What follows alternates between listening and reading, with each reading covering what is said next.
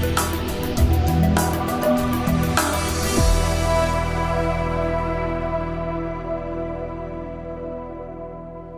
day, my name is Elfreda. I'm the Client Portfolio Manager at Alphinity Investment Management. Today I have Trent with me.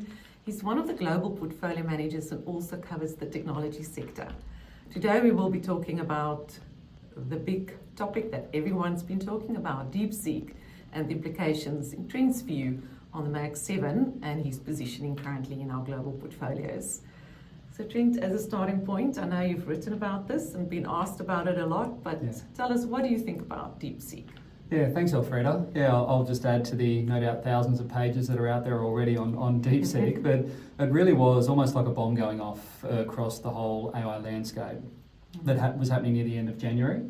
And so, as per anything in terms of tech and markets, the truth in terms of the impact always lies somewhere in the middle between some of the more aggressive claims. So what they actually did was quite interesting. They managed to compress cost in terms of time, training, and also inference through a couple of fairly innovative techniques.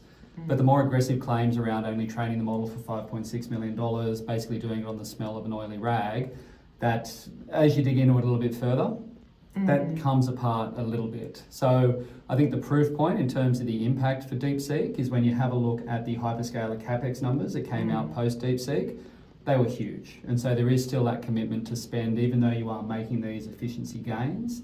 And you saw that CapEx expectations for 25. Last year, CapEx across the four major players was up 47%.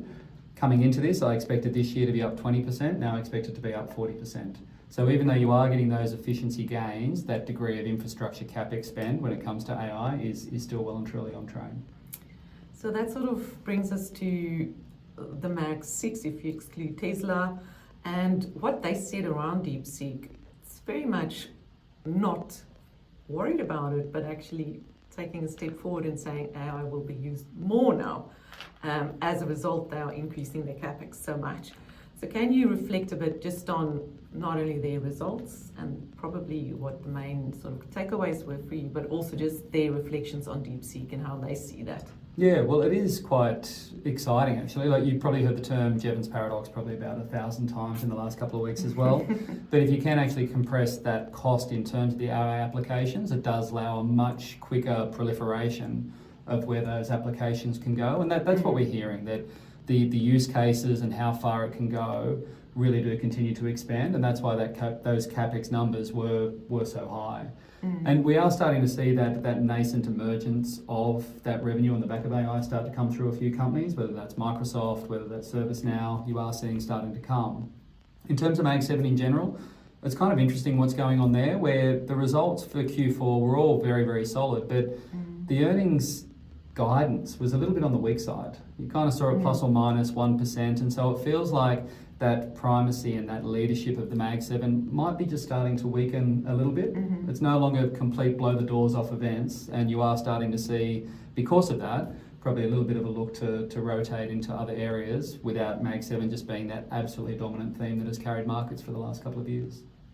So if you think about your positioning from here onwards, if you summarize not just the Mags specifically, but just your broader exposure to the AI trade and where we're at in the various stages of that AI trade. Yeah, well, what we had been doing even well before DeepSeek is that AI infrastructure trade, it had been running for a while, and some of the valuations were starting to get a bit stretched, and so we had been taking some money out of that. So we do still own NVIDIA, but it's a smaller position. We sold some of the other exposures, and it's just taking that exposure and moving it into other interesting areas like a Netflix, like a ServiceNow, that might be able to get the AI revenues on top.